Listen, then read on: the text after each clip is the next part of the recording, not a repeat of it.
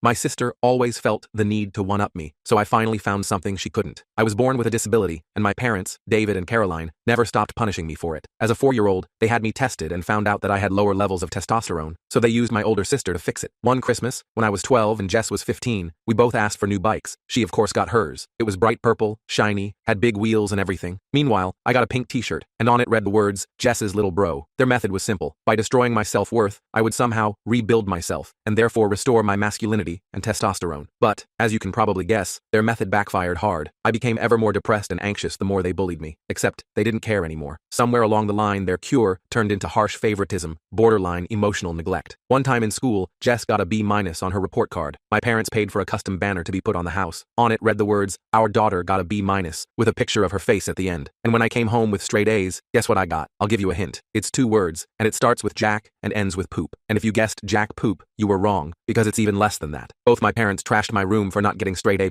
After that, almost nothing surprised me anymore. Even when I got accepted to a solid university with a partial scholarship, my parents called me their biggest disappointment for not getting a full scholarship. Meanwhile, Jess practically flunked out and used the excuse of wanting to take a gap year. That turned into 5. And to celebrate, they threw her a party and bought her a new laptop for her creative journey. But then came one of the only, slightly better parts of this story. I managed to move out as soon as possible, working multiple jobs while taking classes to support myself. But when I couldn't afford to come home for Thanksgiving one year, my father said, "Well, I guess your priorities are elsewhere." Even after creating distance, family gatherings were torture sessions of subtle digs. Still at that starter job, Jess is thinking about starting her own boutique. She's so entrepreneurial. At my graduation, which they arrived late to, my father's first comment was, "4 years for that degree? Seems like a lot of time for what you'll be doing." What made it worse was watching them fawn over Jess, who decided to wear the most extravagant dress possible to the ceremony so she could be the center of attention. Despite everything, I tried maintaining a relationship with Jess. She was still my sister, but it was completely one-sided. I'd reach out, and she'd either ignore me or somehow turn every conversation into a competition. If I got a promotion, she suddenly had an amazing opportunity on the horizon. If I started dating someone, she'd immediately be in a serious relationship. Once, after not hearing from her for months, I called to share news about a significant promotion. "Hey Jess, guess what? I got promoted to senior analyst." There was a pause before she responded. "Okay, anyway,